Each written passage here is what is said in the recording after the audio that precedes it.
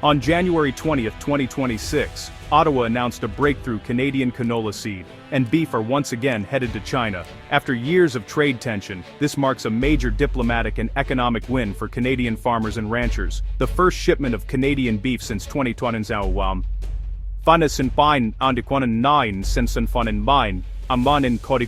is set to leave for China this month, alongside a massive 60,000-ton canola seed order from a Chinese importer. These deals are more than transactions, they're a sign of trust being rebuilt and vital economic lifelines being restored. The announcement follows a high-profile signing ceremony in Beijing, attended by Prime Minister Mark Carney and Chinese Premier Li Qiang. Their presence highlights the importance both countries place on stabilizing trade ties and resolving disputes that have hurt Canadian producers.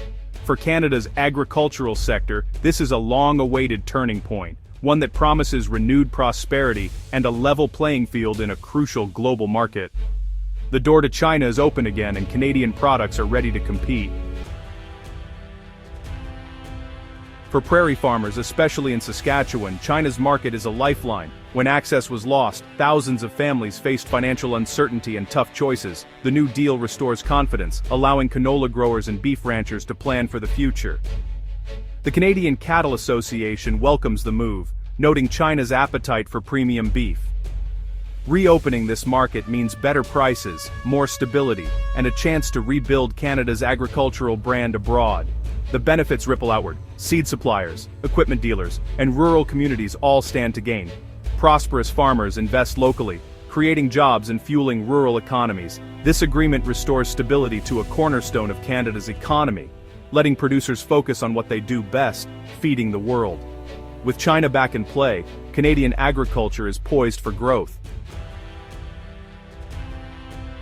The road to this agreement was anything but smooth.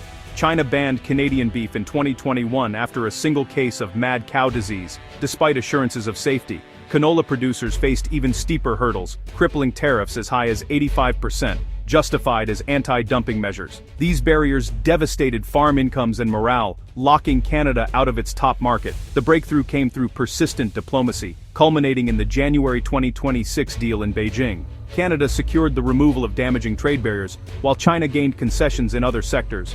The lifting of these restrictions is a testament to the resilience of Canadian agriculture and the power of negotiation. After years of hardship, Canadian producers are finally seeing results. The new pact is more than a handshake, it's a detailed blueprint for renewed trade. China will slash canola seed tariffs from 85% to 15% starting March 1, 2026, making Canadian exports competitive again. Anti-dumping tariffs on canola meal, lobsters, crabs, and peas are also suspended until the end of 2026. This gives Canadian exporters a crucial window to rebuild relationships and market share. In return, Canada will allow up to 49,000 Chinese-made electric vehicles into the country at a reduced 6.1% tariff, a sharp drop from the previous 100%. The deal's future is conditional. Extending tariff relief may depend on Canada's stance on Chinese steel and EV tariffs.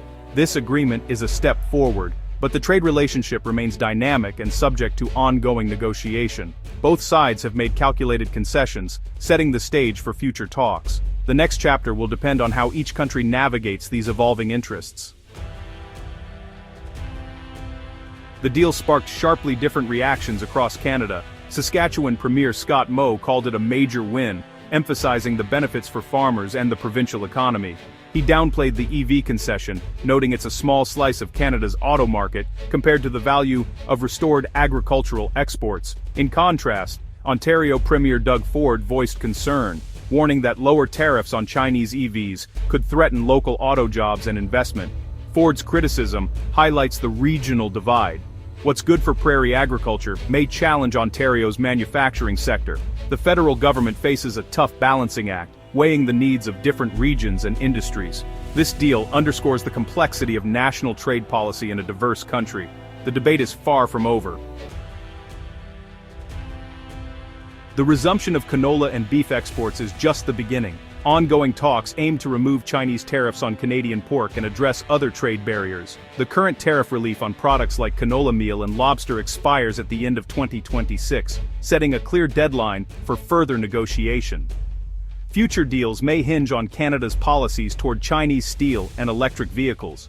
Global competition is intensifying, with other exporters striking their own trade agreements. For Canada, maintaining access to China is critical to staying competitive on the world stage. This agreement is a pragmatic reset, one that will require continued diplomacy and flexibility. Its long-term success will be measured by more than exports. It's about building a stable, mutually beneficial partnership for years to come.